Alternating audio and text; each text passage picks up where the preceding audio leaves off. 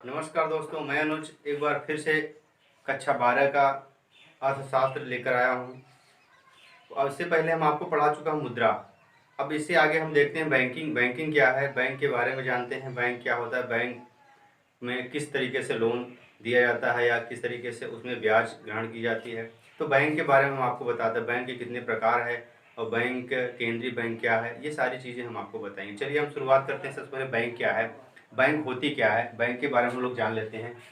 Bank एक ऐसी व्यवस्था है जिसका मुख्य कार्य, देखिए बैंक क्या है, बैंक एक ऐसी संस्था है जिसका मुख्य कार्य सामान्य जनता की आवश्यक अस्थायी निष्क्रिय मुद्रा को एकत्रित करके पुनः उसको व्यय के लिए दूसरों को ऋण देने के रूप में देता है। यानी इसका मतलब ये ऐसी संस्था है, ऐसा संस्था है जो सामान्य जनता की अस्थायी अस्थायी और निष्क्रिय मुद्रा। निष्क्रिय मुद्रा जैसे जिसका कोई घर में जैसे मान लो पैसा आया और उसका कोई काम नहीं है, घर पे रखा हुआ है, वो निष्क्रिय मुद्रा को एकत्रित करके पुनः उसको व्यय के लिए दूसरे को ऋण के रूप में देना। यानी कि बैंक क्या करता है, उसको सभी मुद्राओं को ले करके एकत्रित करके बैंक में जमा किया जाता है। वही बैंक क्या करता है, वो अपना कार्य करता है। वो जमा करेंगे तो वो बैंक अपना दूसरा कार्य करता है, हम आगे समझेंगे। तो ये इसकी डिफिनेशन हुई, ठीक है, तो आप समझ गए होंगे। अब बैंक के प्रकार देख लेते हैं। बैंक कितने प्रकार के होते हैं।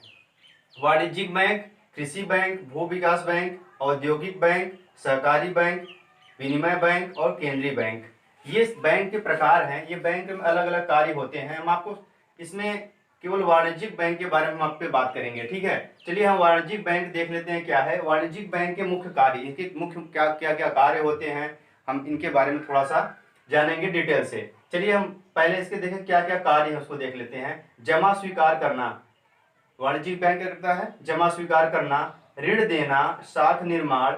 साख निर्माण के बारे में हम और पढ़ेंगे। बाकी तो आपको पता है, जमा स्वीकार करना, किसी बैंक में आप पैसा जमा करते हैं तो बैंक क्या करता है, स्वीकार करता है। ऋण देना बैंक का कार्य होता है। साख निर्माण हम आपको बताते हैं, इसके पहले क्या बताएंगे। नगद कोषों का हस्तांतरण, मतलब नगद पैसा क्या करता है, बैंक जमा करता है, ठीक है। हस्तांतरण मतलब होता है देना, ठीक है। नगद कोषों का हस्तांतरण है नगद पैसों का हस्तांतरण करना। नगद संग्रह करना तथा भुगतान करना, नगद क्या करता है, वो लेता है और नगद देता है। बैंक का कार्य यही होता है, नगद पैसे लेना और नगद पैसे देना। लॉकर्स उपलब्ध कराना, लॉकर्स का मतलब होता है, देखिए लॉकर्स बैंकों में एक लॉकर्स आपके नाम से बनाया जाता है, तो वो सुविधा देता है कि अपना कुछ भी कीमती सामान उस बैंक में ले जाकर के रख सकते हैं। वो लॉकर की सुविधा कौन देता है, बैंक देता है। जो है आप वहाँ पे कीमती सामान ले जाकर, जैसे घर में आप सुरक्षित नहीं समझते हैं तो उसको ले जाकर बैंक में आप रख सकते हैं। तो इस तरीके से आपको बैंक प्रोवाइड करता है लॉकर्स की सुविधा। तो अब हम आगे देख लेते हैं। आपको एक चीज न समझ में आया होगा, साख निर्माण क्या है। साख निर्माण के बारे में हम बताते हैं। साख निर्माण की प्रक्रिया, ये साख निर्माण की प्रक्रिया क्या है, इसके अंतर्गत क्या क्या चीज आते हैं। देखिए साख निर्माण होता क्या है, हम वो बताते हैं पहले।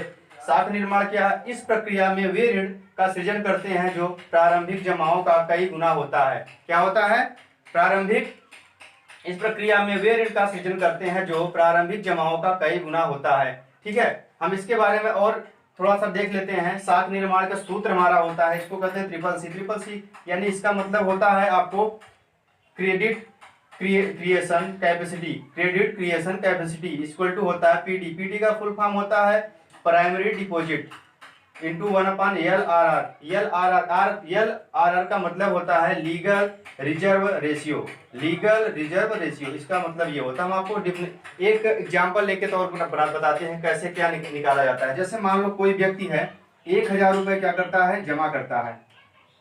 बैंक क्या करता है, 20% क्या कर देता है, उस पर चार्ज अपना ले लेता है, ठीक है। अब क्या करेंगे, हम सूत्र लगा देंगे। आपको पता है ट्रिपल सी कैसे निकालते हैं, इसको हम देख लेते हैं। तो क्या हो जाएगा, पीडी हमारा कितना है, 1000 लिख देंगे। सूत्र एक बार लिख लिया जाए फिर से, पीडी इंटू 1/LRR, ठीक है। तो क्या करेंगे, पीडी कितना है, पीडी यानी प्राइमरी डिपॉजिट कितना, 1000, तो 1/LR कितना है, 20। अगर प्रतिशत में लगा है तो क्या हो जाएगा, इंटू 100, क्या हो जाएगा, ऊपर 100 लिख जाएगा। अब देखिए इसको काट देंगे, 20 का 20 पंचे 100, अगर 5 का 1000 में गुणा करें कितना आएगा, 5000। तो इस तरीके से हम ये सूत्र के जरिए हम निकाल सकते हैं कि ट्रिपल सी यानी साख निर्माण सूत्र, यानी साख निर्माण हम इसको निकाल सकते हैं। क्या है ये, साख निर्माण क्षमता इसको कहते हैं, साख निर्माण क्षमता भी कहते हैं। तो इस तरीके से हम निकाल सकते हैं। तो और जैसे ये कई स्टेपों में होता है, हम आपको आगे बताएंगे, किसी सवाल के माध्यम से हम आपको बिल्कुल डिटेल में बताएंगे। आपको ये फार्मूला आपको याद रखना होगा, ठीक है। इस तरीके से आप निकाल सकते हैं इसको। अब हम आगे देख लेते हैं। आपको एक चीज नहीं पता होगा, परसेंटेज कैसे निकाला जाता है। जैसे मान लो किसी कोई धन है, मान लेते हैं, परसेंटेज निकालना बता देते हैं कैसे निकाला जाता है, प्रतिशत। मान लो कोई धन है, मान लो 2000 रुपये है, 2000 रुपये पे कह रहा हम 20% क्या लेंगे, 20% क्या है उसका। मान लो धन, अगर मान लो परसेंटेज निकालना है 2000 का 20%, 2000 का 20% कितना होगा, 2000 का 20% निकालेंगे। 20% मतलब होता है 20/100। 2 जीरो काट दो यहाँ पे, 2 का गुना इसमें कर देंगे, कितना हो जाएगा, 2 दूना 4, यानी कितना होगा 400। यानी जो 20% हमारा क्या आएगा, 20% कितना होगा 4, 2000 का 20% कितना होगा 4 होगा, 400 होगा। तो इस तरीके से हम निकाल सकते हैं। देख लेते हैं हम आगे। ये तो आप कहोगे आप निकालने के लिए बता दिए हैं किस तरीके से निकाला जाता है। हम आगे चलिए देख लेते हैं केंद्रीय बैंक का अर्थ एवं कार्य। केंद्रीय बैंक क्या है, उसका अर्थ क्या है, उसका कार्य क्या होता है, इसके बारे में हम थोड़ा सा इसमें जान लेते हैं। तो भारत में भारतीय रिजर्व बैंक, जिसको हम आरबीआई कहते हैं, केंद्रीय बैंक का कार्य करती है। केंद्रीय बैंक मतलब सभी बैंकों का एक मालिक। जैसे मान लो कोई घर में सभी सदस्य हैं, एक मालिक होता है, इस तरीके से एक सभी बैंकों का एक मालिक होता है। वो क्या है, आरबीआई, जिसको हम कहते हैं RBI, reserve bank of India, ठीक है, भारतीय रिजर्व बैंक। अब हम देख लेते हैं इसमें क्या क्या कार्य होते हैं, ये क्या क्या कार्य करता है, तो इसके बारे में थोड़ा सा हम देख लेते हैं। तो पहला हमारा क्या, नोट जारी करने पर अधिकार। यानी देखो, जो हमारा बैंक है आरबीआई, वो क्या करता है, नोट जारी करता है। जैसे अभी मोदी जी ने क्या किया था, नोट बंद कर दिया था। आज रात 8 बजे से लीगल नहीं रहेंगे 500 और 1000 के नोट, इस तरीके से बंद कर दिए थे। तो क्या किए थे, अगर किसी देश का अगर अचानक नोट बंद कर दिया जाए तो वो बहुत ज़्यादा अगर इसकी जीडीपी जो है बहुत ज़्यादा नीचे गिर सकती थी। लेकिन अपने यहाँ नहीं हुआ, क्योंकि सभी लोगों ने क्या किया, कोऑपरेट किया और इतनी सरलता से इसको किया गया। कुछ दिक्कतें तो आई, लेकिन ये अपना जीडीपी जो है बहुत ज़्यादा नीचे नहीं जाने पाया, ठीक है। तो सरकार ने क्या किया था, नोट बंद कर दिया था। तो क्या करता है, आरबीआई इसका है, तो आरबीआई ने क्या किया था, नोट छापने का काम किया था, ठीक है। आरबीआई के द्वारा ये काम किया जाता है। तो नोट जारी करने का अधिकार किसका होता है, आरबीआई का होता है।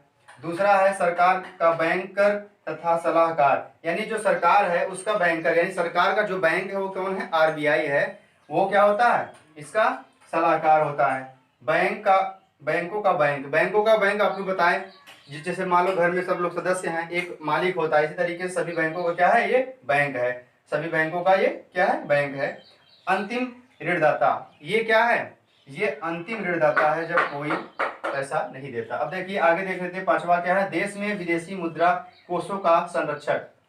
जितने भी विदेशी मुद्राएं आती हैं तो किसी लोकल बैंक में नहीं रखा जाता, ये किस में रखा जाता है, पैसों को ये आरबीआई में एकत्रित करके रखा जाता है। यानी इसका संरक्षक कौन होता है, केंद्रीय बैंक होता है। साख मुद्रा का नियंत्रण, साख मुद्रा जैसे अभी आपको बताया, साख मुद्रा क्या है, इसका भी नियंत्रण कौन करता है, ये आरबीआई ही करता है। समाशोधन गृह कार्य, समाशोधन मतलब है ये इसका गृह कार्य जो है ये कौन करता है, ये आरबीआई ही करता है। समाशोधन का मतलब गृह कार्य मतलब कोई भी अगर आर्थिक स्थिति अगर कुछ भी अगर सरकार की कुछ भी होती है तो वो कौन का करता है, गृह कार्य, यानी आंतरिक जो है मूल्यांकन कौन करता है, वो आरबीआई ही करती है। तो आरबीआई ये इस तरीके से आप कर सकते हैं, इसको जान सकते हैं ये बैंक के बारे में, बैंक में क्या क्या होती है, बैंक कितने प्रकार का होता है, बैंक में क्या क्या चीज़ें होती हैं, और शाख मुद्रा भी बता दिए किस तरीके से निकाला जाता है। तो प्रश्न के माध्यम से हम आपको और बताएंगे इसमें प्रश्न कैसे पूछता है। तो ये तो आपका डिटेल हो गया, इस तरीके से आपको निकालना हो गया, ठीक है। तो आप सीख गए, इसको जरूर आप लोग ध्यान रखिए, क्योंकि ये परीक्षा में ये जो है सूत्र का प्रयोग किया जाता है, किस तरीके से शाख मुद्रा निकाला जाता है, तो आप इस तरीके से निकालेंगे, ठीक है। तो इसी के साथ